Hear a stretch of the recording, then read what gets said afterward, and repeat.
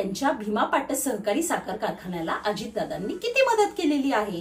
अजितदादांमुळे तुमचं पुणे जिल्ह्यात नुकसान झालं, उत्तर प्रदेशमध्ये पण अजितदादांमुळेच नुकसान झालं की काय असा प्रश्न मला पडलेला आहे। नुकतीच सोशल मीडियावर एक पोस्ट व्हायरल होती।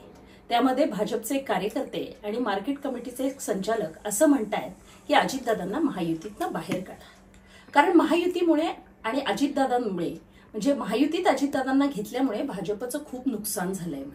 बरोबर आहे। ज्या नेत्यांपुढे आपण आपलं मनोगत मांडताय ना, ज्या आमदारांपुढे आपण आपलं मनोगत मांडताय ना, त्यांना विचारा त्यांच्या भीमा पाटस सहकारी साखर कारखान्याला अजितदादांनी किती मदत केलेली आहे।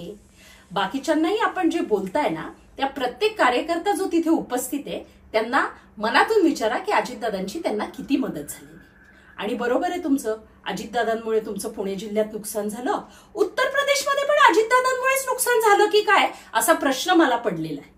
चंद्रकांत दादा बारामतीत आले आणि भाजपचं नुकसान करून गेले का आमचं नुकसान करून गेले हे अख्ख्या महाराष्ट्राला माहिती। मी बावनकुळे साहेबांना आव्हान करते की कृपया करून भाजपच्या कार्यकर्त्यांना आवरा, अन्यथा राष्ट्रवादी काँग्रेस पक्षाचा कार्यकर्ताही इथून पुढे गप्प बसणार नाही। आणि आम्हाला तर संघर्षाची सवय आहे, त्याच्यामुळे आम्ही दोन हात करायला तयार आहोत। एबीपी माझा, उघडा डोळे बघा नीट।